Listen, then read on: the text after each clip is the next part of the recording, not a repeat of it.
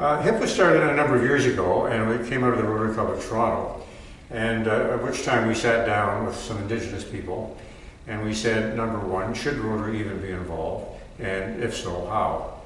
And we very quickly came to the conclusion that yes, Rotary could play a role with Indigenous peoples, and the area that we felt was best to work in was education and also the creation of awareness. Rotary is very good at connecting people, so the logical thing was to expand it beyond our particular club.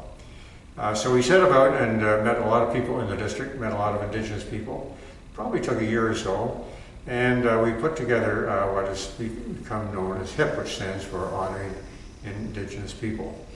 And our board is set up, and this is, I think, one of the best things that we've done, is that our board is made up of 50% Rotarians and 50% Indigenous peoples. One thing about education, our definition of education isn't just books and teachers and classrooms. It's education in all its forms. And in particular, cultural education that's culturally appropriate for Indigenous peoples. For example, canoe trips for young people.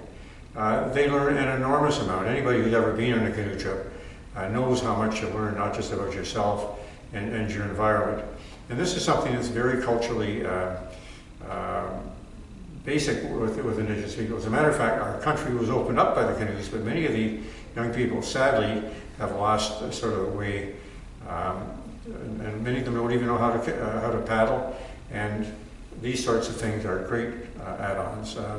Other things that we've been involved in, some of the so-called gifts in kind that we do, and a lot of people look at that as maybe a charitable handout, and to some degree it is, but it is an awareness, and it's an educational thing. For example, in hockey, hockey and sports do so much for young people in so many different ways, and if we can play a part of that and also bring the awareness of these activities to the non-Indigenous people, we think it's a step forward in the whole awareness and reconciliation movement.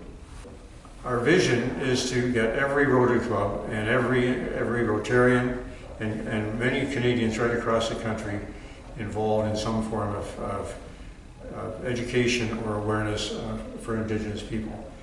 And this is a very simple thing: stopping to talk to somebody on the street, reading a book, going to a movie, just anything that will move us forward. Having a conversation every day with somebody about an Indigenous issue. This is a very simple thing for people to do.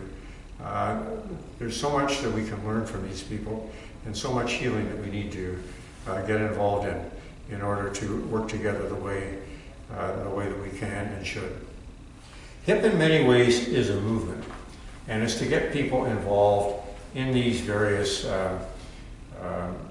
objectives of ours, which is education and awareness.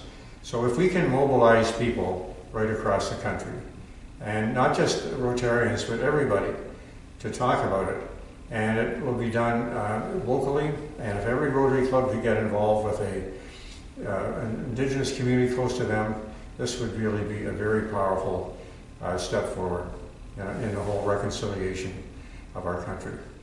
As our organization evolves, you refine your thinking and so on, and what we've come up with is a model.